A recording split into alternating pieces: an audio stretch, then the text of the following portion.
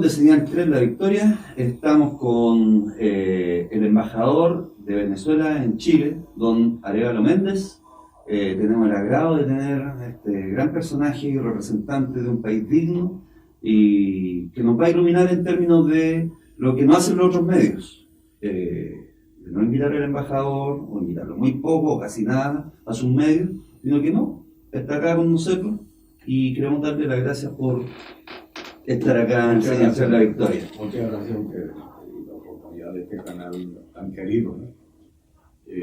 Bueno, comencemos. Démosle. Entonces, ¿desde cuándo está usted acá en misión? Desde septiembre del año 2013. Ya. Han pasado ya unos 5 años aprendiendo mucho de Chile. Chile fue siempre un país que me interesó mucho desde mi niñez, ¿no? Porque recuerdo que mi primer conocimiento de Chile fue en el año 60 con el terremoto de Valdivia. Recuerdo que estudiando en la escuela primaria, los maestros, las directoras se interesaron y entonces recogieron un bolívar para Chile, no para Valdivia, sino para Chile. Y siempre me interesó, ¿no? Resultó después, en los años 90, conocí Chile. O vine a Chile, visité Osorno, Valdivia, Puerto Montt, Nancut, la isla de Chiloé. Muy interesante. Muy bonito el sur. No me es un país desconocido. No. Ya. Señor embajador, hoy día, después de todo este tiempo que ha pasado desde cuando asume Hugo Chávez en el gobierno, a través de una elección, ¿cómo está Venezuela? Porque hay mucha gente que dice, muchos medios que dicen que Venezuela hoy en día es una dictadura. Nosotros, en lo personal, como Señal 3 La Victoria, creemos que no. Creemos que habría más democracia incluso que acá en Chile. Pero no le puedo preguntar de eso, sino que de Venezuela. ¿Por qué Venezuela no es una dictadura? Pero los medios de comunicación, las grandes corporaciones comunicacionales, por supuesto, que después de la Segunda Guerra Mundial perdieron identidad. Las grandes corporaciones hoy no son sino catapultas o es el armamento o la artillería de los intereses económicos y sobre todo de los intereses geopolíticos sobre áreas de la economía mundial que son muy significativos.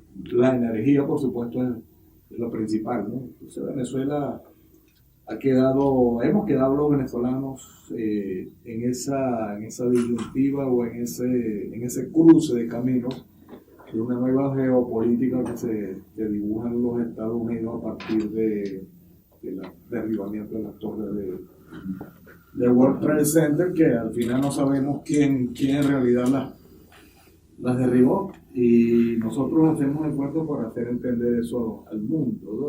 Que no es una dictadura. Todo lo contrario, es un sistema democrático asumido por el pueblo en todas sus connotaciones, en todas sus aristas, en todas sus dimensiones. Y al parecer ese proyecto político que nos inculca el presidente Chávez con la nueva constitución y con una nueva visión de la política, de la economía, de la sociedad, de la cultura, se nos ataca, pero todo indica, por lo que estamos viendo después de 19 años, que pareciera que es un proyecto ya con carácter de irreversibilidad. Y eso, por supuesto, a las corporaciones energéticas y a las corporaciones geopolíticas, que hacen geopolítica, a partir de la energía, a partir de los recursos naturales, y a partir de una visión de ellos de democracia estereotipada, acotada, delineada, dibujada y arquitectoneada, si vale el término, por los intereses de los económicos de las potencias occidentales. A eso nos negamos y nosotros creemos que el pueblo venezolano, la sociedad en general, tomó un camino que ya muestra signos evidentes de irreversibilidad. Ante esto, ¿por qué Estados Unidos está empecinado en meterse en Venezuela? ¿Cuál es el factor fundamental para ello? Hay dos razones fundamentales, ¿no? Estados Unidos, Canadá, incluso Europa, porque es el eurocentrismo que se refleja en Estados Unidos, es el imperialismo que dominado hoy en el mundo por supuesto con los Estados Unidos como cabeza, vértice del poderío imperialista moderno, que incluye prácticamente a toda Europa e incluye a Japón y Canadá también. Ese es el primer nivel. Después viene un segundo nivel de algunas potencias que también subsidiarias que no pueden decirle que no a Estados Unidos en tanto su influencia desde muchas aristas hasta en lo cultural. No pueden decirle que no a los Estados Unidos. Después viene un tercer nivel de otros países, sobre todo en Latinoamérica, que, bueno, lamentablemente la geopolítica norteamericana se ha impuesto y que las élites locales se han aliado por intereses económicos a los intereses norteamericanos. Nosotros pretendemos escapar de eso. Entonces hay un asunto de modelos enfrentados de más de 200 años. El modelo bolivariano del libertador Simón Bolívar contra la doctrina Monroe, el modelo de estos señorones de la geopolítica norteamericana como Henry Kissinger, Brezhnev.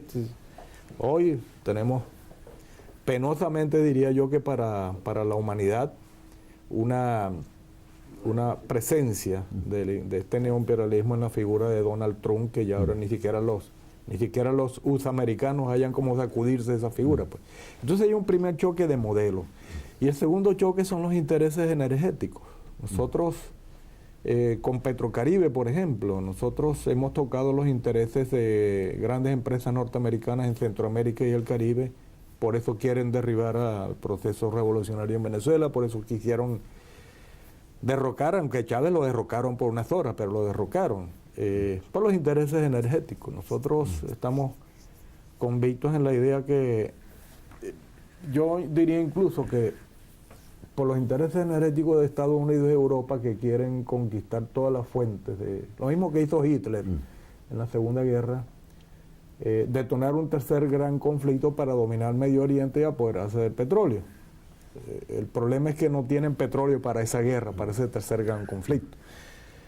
Y no lo tienen porque, por supuesto, no tienen el petróleo de Irán, como no lo van a tener, no tienen el petróleo de Rusia, ya no tienen el petróleo del Mar del Norte porque se secó, queda poco petróleo en el Golfo de México. Por lo tanto, para el mundo occidental, tomar de cara ese tercer gran conflicto no cuenta sino con el petróleo de Venezuela. Bueno, nosotros estamos aferrados a nuestro petróleo y no lo vamos a alargar, pues.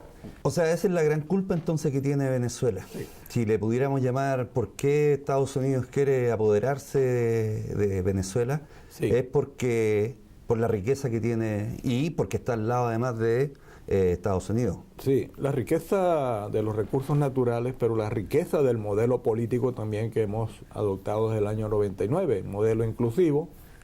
Cuando se habla en este continente, el más rico y el más desigual del planeta Tierra, cuando se habla de inclusión social, estamos tocando términos o conceptos pecaminosos. Cuando se habla de equidad y justicia, cuando se habla de respeto a las minorías, respeto a los indígenas, defensa a ultranza de los recursos naturales, entonces entramos en los cartabones del imperialismo que no acepta ese modelo y no puede convivir con este modelo. Pero hay alguien, un teórico político que decía en estudios geopolíticos, que no recuerdo el nombre, que decía que si el mundo se acabara y quedara solamente el continente americano, Estados Unidos viviría igual, porque las riquezas a las que pretenden están en este continente. Aquí está el agua, aquí está el cobre, aquí está el petróleo, aquí está el gas, aquí está la biodiversidad de la Amazonía, que es una aspiración, una vieja aspiración de los Estados Unidos también. Lo que pasa es que en el Tratado de la Amazonía vemos países que nos oponemos por lo menos a las bases norteamericanas en nuestros territorios. Bueno, acá con nuestra expresidenta tenemos una base instalada en Quintero, una base norteamericana.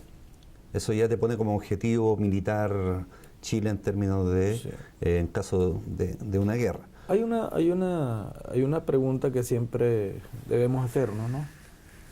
Estados Unidos tiene, creo que son 196 misiones diplomáticas en todo el mundo, pero tiene más de 800 bases militares en todo el mundo. Entonces la pregunta que hace es ¿quién dirige, conduce, diseña y aplica la política exterior norteamericana? ¿El Pentágono o el Departamento de Estado? Bueno, ante eso, también se dice que el único país que Estados Unidos no podría invadir, porque no tiene embajada, es Estados Unidos. Es su propio país. Aunque los derechos humanos se respetan muy poco dentro de Estados Unidos, yo no he visto a muchas personas hablar de los derechos humanos en Estados Unidos, pero es un país donde se mata mucha gente, como en Colombia. En Colombia llevan más de 300 dirigentes sociales asesinados en este último año. Por eso que salta la duda en términos de por qué en Venezuela no se mata a dirigentes sociales, excepto en la Guarimba, que fueron hechas por la derecha venezolana y donde murieron muchas personas quemadas también, pero quemadas por las propias manifestaciones o manifestantes de derecha. ¿Por qué la derecha actúa de esa manera internamente? Tocas un tema, quizás el tema fundamental en materia de política, no solamente de políticas nacionales al interior de nuestros países o de todos los países de este planeta, sino en la materia exterior. Hay la tesis de que los derechos humanos no tienen fronteras. Yo le escuchábamos a un ex canciller chileno. En el plano teórico es cierto, pero en el plano práctico sí, porque ese ex canciller nunca se refirió a la violación de derechos humanos en México, en Guatemala, en Brasil, en Colombia, por ejemplo, que es atroz lo que está ocurriendo. Por lo tanto, en el plano práctico sí tienen fronteras, sí lo tienen. Pero me voy a permitir hacer un recorrido del asunto de los derechos humanos en Venezuela. Le doy este dato, a lo mejor para usted sorpresivo, o para la audiencia. La figura del desaparecido comenzó en Venezuela, en los años 60. Escuela de las Américas, oficialidad del Ejército y la Guardia Nacional Venezolana aprendieron la figura del desaparecido en las escuelas de la América, la practicaron por primera vez en Venezuela. Hay un dato hay un hecho muy histórico reconocido en Venezuela. La primera desaparecida en Venezuela fue el profesor de la Universidad Central, Lovera, desaparecido, y después lo subieron en un helicóptero, lo tiraron con una cadena. Fue el primer desaparecido en Latinoamérica. Pasó lo mismo acá. Por lo tanto, nosotros, pero estamos hablando de los años 60. Ese es un primer dato, que la figura de desaparecido comienza en Venezuela. No comenzó ni en Argentina, ni en Chile, ni en los países del Cono Sur. El segundo dato interesante es que ustedes tienen cifras de desaparecidos con el asunto de la dictadura. Nosotros no tenemos cifras. Hay mucha gente desaparecida. En Venezuela se calcula entre desaparecidos y aparecidos en fosas más de 8.000, incluyendo los más de 3.000 que en 3 días se saldó la derecha con el Caracazo, cuando el Caracazo. Pero hay un dato que no es menor. Lo que a Chile, a Argentina, a Uruguay, a Paraguay, Brasil, Centroamérica, Nicaragua, con los Somozas, etcétera, Guatemala, lo que les ocurrió a esos países es que es significativo de que hay un entendimiento en el extremo conservadurismo ligado a los Estados Unidos para eso. Pero el caso de Chile es que a ustedes le ocurrió en dictadura, a nosotros nos ocurrió en democracia. Eso no es un dato menor, no es un dato menor. El Caracazo fue una implosión de la sociedad venezolana que fue el primer movimiento de calle mundial contra el neoliberalismo. Y el Caracazo se saldó con más de 3.000 muertos y desaparecidos. Todavía nosotros no hemos localizado cuerpos de personas que fueron por obra del gobierno de Carlos Andrés Pérez y por obra del entonces gobernador de Caracas, Antonio Ledesma, que se sació en una orgía de sangre lo que fue el primer movimiento anti-neoliberal del mundo. Sí. Entonces, ¿qué significa esto para el pueblo venezolano? Esto de haber pasado en una democracia, que hubieran habido detenidos desaparecidos, ejecutados políticos, después llega la dictadura y después llega Chávez. ¿Qué significa Chávez para el pueblo venezolano?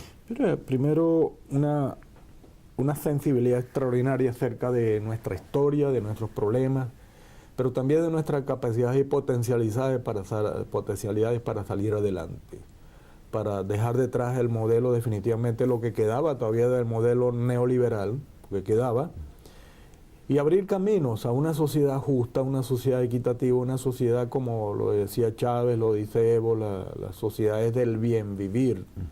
No es el bienestar, porque hoy se puede estar bien y mañana se puede estar mal. No, el bien vivir es que indistintamente de los ciclos políticos, económicos, las sociedades vivan bien, porque incluso tener un buen sueldo, pero no tener acceso ni a salud ni a educación gratuita no es vivir bien. Y estar con la preocupación de estar rasguñando y buscando recursos para sostener una familia no es vivir bien. No es vivir. Ese es el concepto que aplica Chávez fundamentalmente.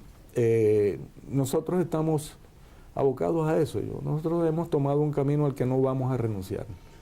En torno a eso, Chávez dignificó los derechos humanos del pueblo. Pero también, ¿por qué a Chávez se le quiso derrocar en varias ocasiones? Vino en el 2002 un atentado donde a él se le secuestra, se le lleva a una isla. Entonces, ¿por qué tanto ahínco de derrocar a Chávez? Y a Maduro también. Bueno, y ahora en estos tiempos... Que no habían llegado al extremo de un atentado. Tan directo. Sí, al extremo de un atentado donde incluso había representación diplomática de muchos países. Y sin embargo, ahí todavía se habla de un presunto atentado, ¿no? No, claro. Todo está demostrado y hay detenidos y siguen las investigaciones. No tenemos duda de la participación del gobierno colombiano y del gobierno norteamericano en el atentado. Ahora, ¿por qué bueno, mire, nosotros tenemos lamentablemente en la historia política y económica de Venezuela el petróleo allí como nuestro principal recurso, del que estamos intentando salir, del que intentó salir Chávez, salir del modelo solo petróleo. No renunciar al petróleo como una riqueza a la que hay que explotar y aprovechar, pero sí bajar mucho la intensidad con la que el petróleo actúa sobre nuestra economía y sobre la sociedad incluso. Pero en 1908, cuando ya se sabía de que había mucho petróleo en Venezuela, los Estados Unidos derrocan al presidente Cipriano Castro e imponen una dictadura terrible. Imagínense, desde 1908 hasta 1935. Prácticamente Venezuela desapareció como entidad política, como entidad cultural, se trastocó por completo la economía y se entregó a las manos de las empresas holandesas, inglesas y norteamericanas. Ese fue el primer derrocamiento de un gobierno.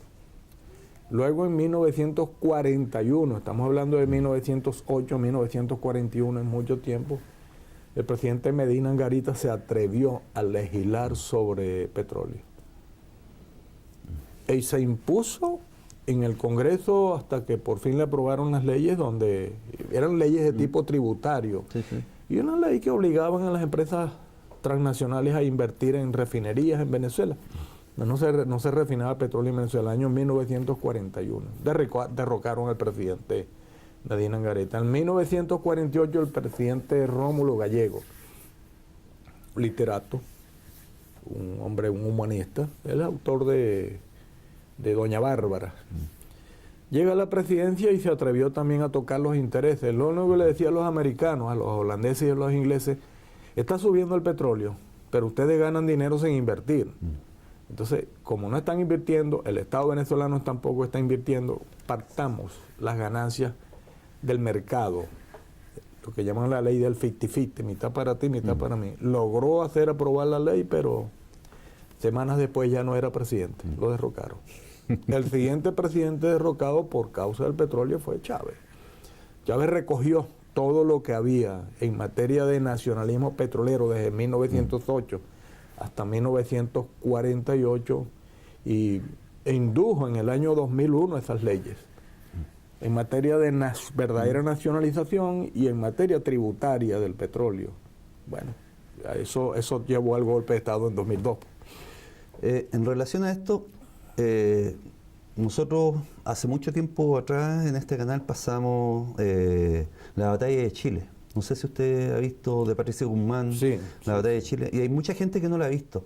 Yo les pido por favor a la gente que la vea, porque lo que está pasando en Venezuela es lo mismo que pasó en Chile y que le hizo la CIA a Salvador Allende. En manera de especulación de precios, en manera de inflación, en manera también de esconder todo lo que era alimento y el consumo del petróleo, de todas las cosas, todo escondido por parte de los empresarios y de los camioneros.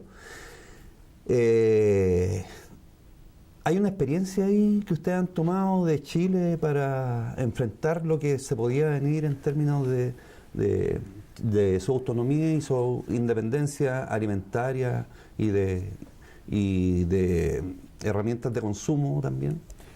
El presidente O de bienes de Chávez, consumo. y quizás el presidente Chávez y quizás más el presidente Maduro citan mucho a Salvador Allende. Ambos fueron estudiosos, o sea, no estudiosos de tomar libros editados acá en Chile y en el mundo sobre la figura del presidente Allende y su proyecto político, y aprendieron mucho. Por eso es que Chávez decía que la revolución bolivariana es pacífica, pero no es desarmada.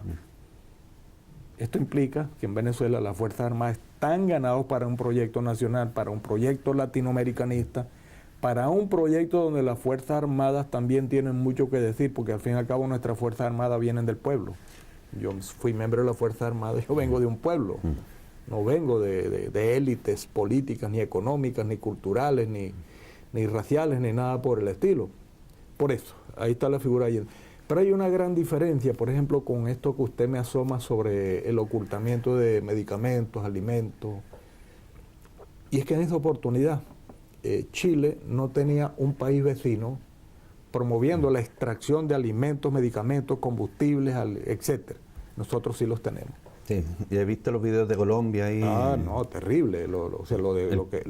Paramilitarismo también. Paramilitarismo e incluso leyes colombianas que tienen evidentemente un propósito muy definido de perjudicarnos nuestra economía. El gobierno colombiano, aliado con el narcotráfico, y en eso nosotros no tenemos ambajes ni rubor, el gobierno colombiano ha llegado a un acuerdo con los carteles de narcotráfico para que compren los billetes venezolanos a cambio de que el Estado colombiano se haga la vista gorda con los sembradíos de coca que han aumentado, se ha cuadruplicado desde el año 2014 hasta ahí. El acuerdo es muy simple, porque uno se pregunta, Venezuela y colombianos que en los mercados populares van a comprar los billetes venezolanos, pagan el 500% del valor nominal. Eso no lo puede hacer si no es narcotráfico. Claro. O el gobierno. No, bueno, no lo está haciendo el gobierno colombiano, sino que fue un acuerdo con los carteles de narcotráfico para que ayúdenme ustedes en mi guerra contra Venezuela, compren los billetes y yo me hago el desentendido con la extracción de combustibles, medicamentos, alimentos, etcétera. Por eso que me llamaba la atención, está viendo que uno de los países que tiene mayor producción de cocaína del mundo es Colombia. Ya es el primer productor y exportador de cocaína. Claro. El Estado colombiano, no Colombia, porque hay que diferenciar la oligarquía colombiana del pueblo colombiano. Sí, el pueblo colombiano es pueblo venezolano y el pueblo venezolano es pueblo colombiano. Correcto. Pero cuando tenemos una oligarquía que curiosamente no ve la cuadruplicación de la producción de coca y marihuana en sus propios territorios, estamos hablando de un Estado que está haciendo mucho daño a la humanidad. Si nosotros hacemos búsqueda en todos los países en el mundo, que haya una calle en el mundo, fíjese lo que le estoy diciendo, que haya una calle en el mundo donde no haya un joven que haya sido dañado, destruido por la cocaína colombiana, estamos errando mal en el análisis. Bueno, en relación a esto, está el tema de el diálogo con la derecha. Yo he visto videos donde ha salido el presidente Maduro convocando, primero lo hizo el presidente Chávez, después lo hizo el presidente Maduro, convocando a la derecha al diálogo. Ante una guerra civil, mejor el diálogo. ¿Cuál es su opinión en torno a la derecha venezolana? ¿Están desunidos? ¿Les falta unidad? ¿Qué? Para poder, para que se puedan insertar en los diálogos de paz en Venezuela. Mire, una de las tragedias nuestras ha sido que no contamos con una... Yo no me gusta referirme al término de derecha, porque al fin y al cabo son concesiones políticas, ideológicas que tienen validez y son legales. Sí, por Todo supuesto. el mundo. Sino a la oposición. Una de nuestras tragedias ha sido que no tenemos una oposición seria, formada, nacionalista, no digo el nacionalismo en términos chauvinistas ni nada, no, que piensen en el país, que piensen en su gente. La Asamblea Nacional en desacato, tiene 91 empresarios como diputados de la oposición. Entonces, nomás por allí uno puede sacar, como aquello, el viejo dicho ese castizo español de que por el pasaje, por la maleta se conoce al pasajero. Entonces tiene 91 empresarios, todos comerciantes, ninguno produce, ninguno fabrica, ninguno elabora, ninguno factura, sino solo comerciantes, dominando la Asamblea Nacional. Ya ahí uno puede decir que es muy difícil entenderse, que haya un entendimiento. Lo que pasó en República Dominicana fue terrible. Julio Borges encabezando la delegación, ya comprometidos ante el presidente Medina, ante el canciller de Vargas de la República Dominicana y ante el expresidente del gobierno español, José Luis Rodríguez Zapatero, de que ese día se iba a firmar definitivamente el acuerdo. Este señor salió, habló por teléfono seguramente, estaba ese día el vicepresidente norteamericano en Bogotá, le prohibió que firmara el acuerdo. Este tipo, desconcertado, no fue sino a un bar y llegó al salón donde iba a firmar el acuerdo, a decir que no le iba a firmar, pero llegó en un deplorable, están los videos, deplorable estado de embriaguez. Ese es uno de los que aspira a presidir Venezuela. Por lo tanto, el pueblo venezolano, la mayoría nos oponemos a eso. Pues. Nosotros necesitamos figuras de políticas que piensen en términos de país, que piensen en términos de pueblo, porque esa es otra cosa que en Venezuela. La oposición no quiere hablar de pueblo, quiere hablar solamente de ciudadanos, etcétera. No, nosotros queremos hablar en los términos en que se expresa un proyecto político de esta magnitud del pueblo. En relación a esto, está el tema de la migración de venezolanos hacia distintas partes de Latinoamérica. Pero también está el tema de la cantidad de colombianos que han entrado a Venezuela. Más de 5 millones de colombianos. Es que yo pienso que si a Chile entraran más de 5 millones de personas, no sé qué pasaría. Y cómo ha sido capaz el Estado y el gobierno de Venezuela de aguantar esta cantidad de migrantes colombianos por temas de buscando mejores trabajos, mejor salud, una mejor economía. ¿Qué ha pasado en Venezuela en relación a la cantidad de colombianos que han ido a Venezuela a vivir, los más de 5 millones? Y también, ¿qué ha pasado con esa cantidad de venezolanos que han salido, que ningún país, según lo que decía la canciller Delcy Rodríguez, ha entregado las cifras de cuántos venezolanos han salido del país? ¿Qué le parece esto? Mire, ayer sí, las cifras muy interesantes que las anunciaba la vicepresidenta Delcy Rodríguez y el ministro de Comunicación, Jorge Rodríguez. Hay un estudio que, por cierto, lo hace una universidad colombiana, que dice que el 62% de los que salen, migran, etcétera, son colombianos. ¿Sí? Acá han llegado muchos con doble pasaporte venezolano y pasaporte colombiano, incluso pasaporte ecuatoriano, pasaporte peruano y pasaporte venezolano. Migran a esos países, pero no muestran el pasaporte, sino el venezolano. Es un plan muy concebido por la CIA, muy bien concebido, perversamente bien concebido. Nosotros calculamos que no más de 600.000 venezolanos exclusivamente venezolanos, han migrado. Tenemos esa cifra no la puede mentir es poco. en colombianos, sí. O sea, Nosotros nunca fuimos un país migrante. Es más, se habla de un canal humanitario. Bueno, Venezuela abrió un canal humanitario desde la Guerra Civil Española. Cuando llegaron a Venezuela, una gran cantidad de españoles desplazados por sobre todo vascos y catalanes que se enfrentaron fuertemente a Franco. Y después de la Segunda Guerra, cuando explota hace 60 y tantos años el conflicto en Colombia, comenzó esa migración colombiana que no ha parado, de paso. No ha parado. Sí, 5.800.000 colombianos. Nosotros siempre hemos tenido... el Estado chileno se preocupa como debe preocuparse por 1 millón y tanto de migrantes en Chile.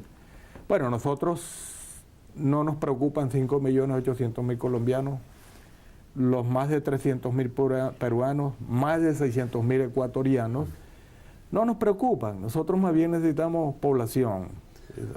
Yo estaba viendo ayer los videos de la Embajada de Venezuela en Perú, donde había mucha cantidad de hermanos venezolanos queriendo volver a Venezuela. Hay mucha gente, no diría que sea en todos los países, pero hay mucha propaganda. Perú se puso a ofrecer visas de trabajo y estadías, etcétera, y por supuesto le llegaron, no solamente se calcula que a Perú llegaron entre 60 y 70.000 venezolanos, pero los que regresaron a Perú son peruanos que tienen pasaporte venezolano y pasaporte peruano, pero no muestran el pasaporte peruano.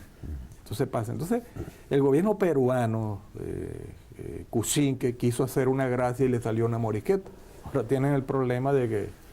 Y por supuesto, ni Colombia ni Perú se preocupan por sus ciudadanos. En Venezuela, los extranjeros, solamente en materia de vivienda e interés social, viviendas que no son de 30 ni 40 metros, la mínima tiene 62 metros de construcción, se le entrega igual a venezolanos como a colombianos como a peruanos. Tienen derecho a asistencia médica gratuita, de acceso permanente 24 horas, tienen acceso a los centros de diagnóstico integral atendidos por médicos venezolanos y cubanos. Así es que nosotros no tenemos esas restricciones, no nos causa problemas, no nos causa escozor que haya. En Venezuela, para que usted sepa, a comienzos de los años 80, nosotros llegamos a tener una población migrante en Venezuela de más de 8 millones de extranjeros. Y eso sigue aumentando porque ahora libaneses y sirios están yendo otra vez mucho a Venezuela. Fueron a comienzos de los años 70, pero están yendo mucho. Estamos recibiendo mucho haitiano y sigue la migración colombiana, que se está acentuando ahora porque el Estado colombiano está violando los acuerdos de paz. Ya estamos otra vez recibiendo 100.000 colombianos anualmente. En relación a esto, hay los medios de comunicación, o sea, acá en Chile los medios de comunicación y en otros países de América Latina dicen que en Venezuela no hay medios de comunicación, que no hay diversidad, de que todos los medios de comunicación están en manos del gobierno. ¿Qué tan así es esa afirmación? No, la misma, una organización tan siniestra como la Sociedad Interamericana de Prensa, que es un brazo armado de la CIA, desde siempre, desde que nació inmediatamente con la Guerra Fría, la misma CIA reconoce que en Venezuela el 76% de los medios están en manos fuera del Estado. Quiere decir que están en manos de los privados y están en manos de las televisoras comunitarias en Venezuela se expandieron y se multiplicaron, lo mismo que las emisoras de radio. Y cuando redes sociales, por ejemplo, las redes sociales son de Twitter y son de Facebook, son de Google, son de no sé qué cosa, esas no son del gobierno venezolano. Y no, el 76%, cifras de la Sociedad Interamericana de Prensa, están en manos que no son del gobierno venezolano. Nosotros tenemos unos 5 canales: Canal Cultural, Vive TV, Venezolana de Televisión, Telesur, etcétera, pero no pasan de allí. Los demás son emisoras comunitarias. Hacen como hace esta televisora, reflejar las realidades de su propia comunidad. Ahí el Estado no interviene. El Estado únicamente interviene por el asunto de los permisos y de que no hay no se haga una televisión que vaya contra los intereses de la nación. Pues. Claro, ¿por qué me refiero a esto? Porque hubo un tiempo en que se cerraron unas televisiones en Venezuela y todos los medios y toda la gente decía que cómo era posible que se cerraran medios. Mira, el año que no fue que se cerró, ¿no? Se le venció la concesión a Radio Caracas Televisión. Ese año en España se le venció y no volvieron al aire 16 televisoras. En Uruguay hubo 3 televisoras, pero el escándalo es Venezuela, ¿no? Sí. Para ir terminando, señor embajador, ¿qué le diría usted a toda la gente acá de Chile que va a estar viendo esta entrevista en relación a Venezuela? ¿Cómo está Venezuela hoy día? Y además, ¿cómo tiene que ser la solidaridad de los pueblos hacia Venezuela? Bien. Pero nosotros, el presidente Maduro, claro, ha tenido que retomar, yo no diría que con medidas demoradas, no, sino que se medidas que se han estudiado muy bien, se han analizado muy bien, y estamos trabajando ahora en un nuevo modelo para comenzar a reestructurar la vieja política económica dependiente del petróleo. Entre ellos aparecen el petro, como una criptomoneda que ahora comenzamos en octubre a comercializarla.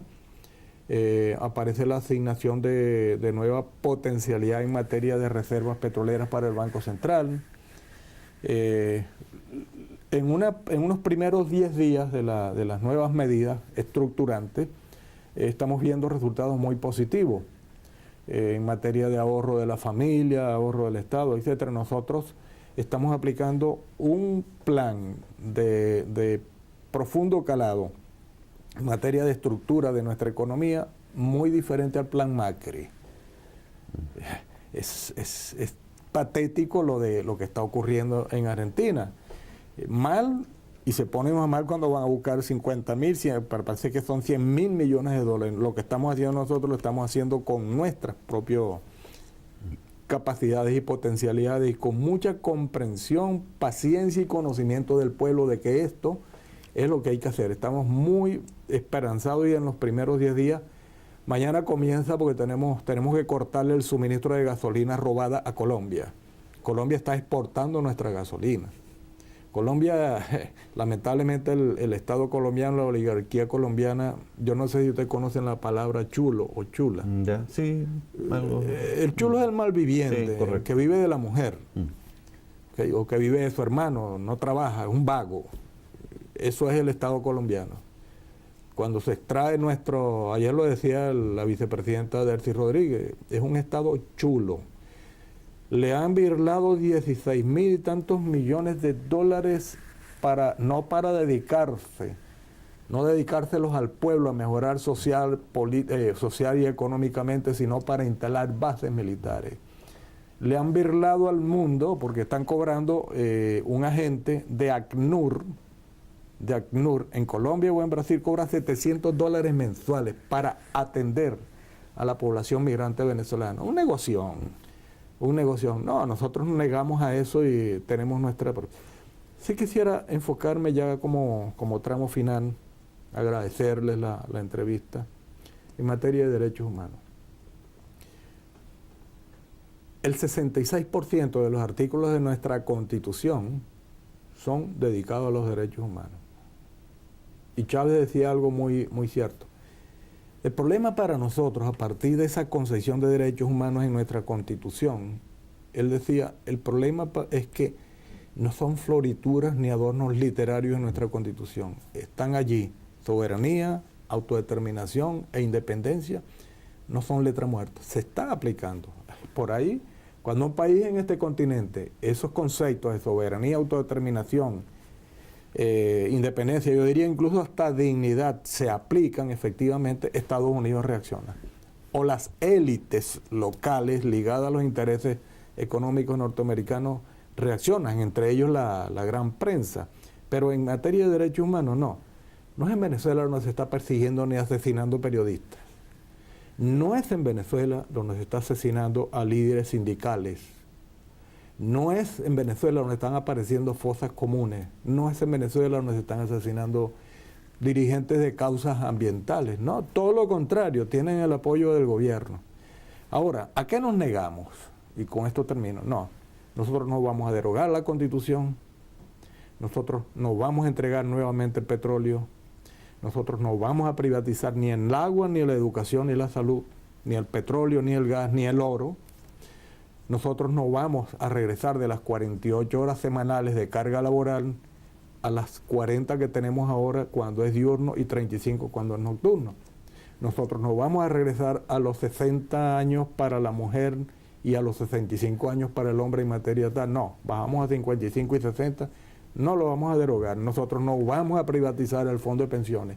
Todas estas cosas causan escozor, disgusto, molestia, enfado y que lleva a las élites comunicacionales y políticas del norte y de buena parte del corporativismo mediático a atacar un país como Venezuela.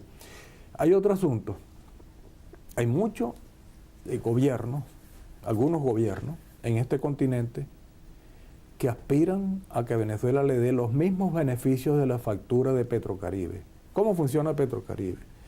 Los países centroamericanos y caribeños, acogotados por las compañías petroleras norteamericanas, le pidieron al presidente Chávez un modelo, un esquema de cooperación. El presidente Chávez lo aceptó, se puso. Suponiendo, República Dominicana recibe 100.000 barriles mensuales de petróleo. Esos 100.000 barriles tienen 90 días para pagar cash, efectivo. Los otros, el país, República Dominicana, por ponerle un caso, decide si lo paga en pocos años o lo paga hasta 20 años, con algunas diferencias sustantivas. Los intereses al 2% anual.